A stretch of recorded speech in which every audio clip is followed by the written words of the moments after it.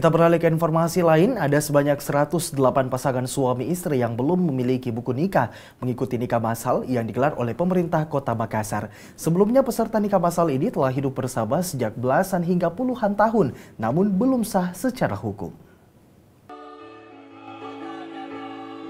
108 pasangan suami istri yang belum memiliki buku nikah mengikuti prosesi nikah massal yang digelar di Kantor Dinas Kependudukan dan Catatan Sipil Kota Makassar, Kamis siang 12 November 2015. Pasangan nikah massal yang hadir dengan menggunakan pakaian adat dari daerah masing-masing sebelumnya merupakan pasangan yang telah hidup bersama sejak belasan hingga puluhan tahun, namun tanpa buku nikah karena hanya menikah secara siri atau menikah di bawah tangan. Mereka tidak melakukan pernikahan secara resmi karena kurangnya pemahaman serta keterbatasan biaya. Dengan adanya pernikahan massal ini, mereka telah resmi tercatat sebagai pasangan suami istri dan memiliki surat nikah dari Kantor Catatan Sipil Kota Makassar.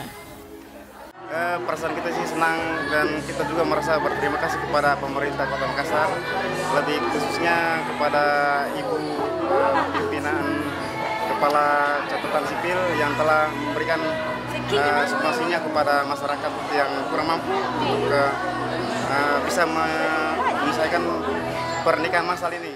Rata-rata pasangan nikah massal ini merupakan pendatang dari berbagai daerah di Indonesia yang telah lama mengadu nasib di Makassar. Tak terhitung jumlah pasangan suami istri yang belum resmi secara hukum negara di Makassar. Namun pemerintah Kota Makassar akan menggelar perhelatan nikah massal secara berkala untuk memfasilitasi masyarakat yang kurang mampu.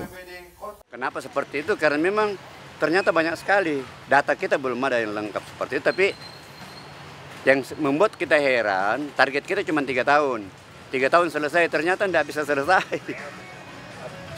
Begitu kita buka, banyak orang mendaftar. Begitu kita buka, banyak orang mendaftar. Ini yang jadi pertanyaan bagi kita, ternyata banyak saudara-saudara kita yang kurang mampu mungkin dan tidak tahu prosedur tentang kepemilikan dan prosedur nikah itu.